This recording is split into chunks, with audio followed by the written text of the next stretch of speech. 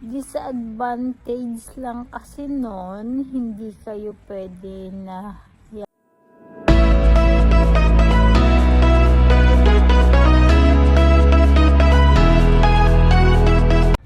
Hi guys! Welcome back again to my channel. Ako nga pala ulit si Ellie. Ayan.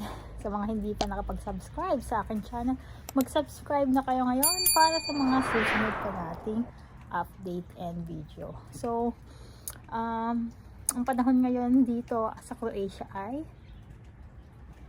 yan, snow. May snow siya guys. So, malamig kahit hindi halatang nilalamig na ako, no? So, kasi maraming nagtatanong kung paano daw pumunta dito sa Europe. Kasi yung iba gusto din kasi magtrabaho dito and kumbaga makipagsapalaran din. So, kasi guys, hindi ganun kadali ang pagpunta dito. Pero sasabihin ko yung mga paraan para at least meron kayong idea or para at least merong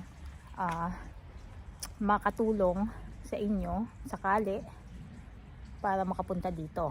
So, unang-una, maghanap kayo ng trusted na agency sa Pinas, which is, ang agency ko kasi ay Premier Global Recruitment. So, yung office nila ay matatagpuan sa Makati.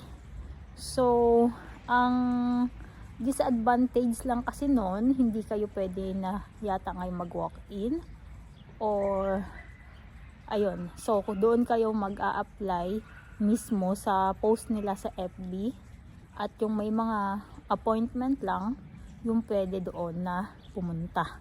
So, ayun. So, yun yung disadvantage niya kasi syempre iwas din sila na baka maging crowded yung lugar kasi hindi nila ma-accommodate lahat, diba, yung tao. So, sayang lang din yung pagpunta. So, meron din sila mga open house interview and marami silang hiring guys. I-check nyo lang yung kanilang FB page and makikita nyo nakapost naman yung mga hiring doon. So marami pa namang mga license na agency na nagpapaalis papuntang Europe. So ayun. So yung mga requirements naman, medyo mahigpit sila sa requirements. So halos lahat ng requirements na hinihingi nila, mga naka-apostille. NBI, dapat naka-apostille. Mga diploma, apostille. Tapos, ayun, mahigpit din sila sa pagdating sa medical dito.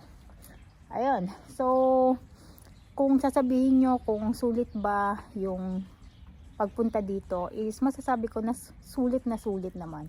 Although may placement fee na babayaran galing Pinas, pero yung sasahurin mo naman dito is sulit naman.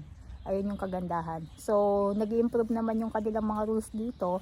Nung umalis ako is 1+1 lang. Pero ngayon, 3 years na yung contract. So, maganda. Maganda guys, kasi syempre nasa Europe ka na. So, lahat ng pwedeng gawin na gusto mong gawin, lalo na kung gusto mong mag-tour around European countries, so magagawa mo na, 'di ba? Nang hindi mo na kailangan ng apply ng visa after visa. Andito ka na at may ID ka na dito, resident ID, so makakapunta ka na kahit saan ng European Union countries. Ayun yung kagandahan. So ayun, so ang kailangan yung gawin, humanap ng magandang agency, then maganda ng pera na gastusin, and then yung mga requirements, and dapat physically fit ka, healthy ka, para walang maging problema sa iyong pag-a-apply. So yun muna, tip for now. So pagdating naman sa mga culture dito, so ibang topic naman yan. So yun guys, thank you again for watching, and sana makatulong yung tip na binigay ko sa inyo and how to apply na makapunta dito sa Croatia. So, thank you again for watching. Ako si Ellie, ang nagsasabing bawal ma-stress para hindi mategi ng mabilis. And iwas sa lamig para hindi ka maligas. Thank you again guys. Bye!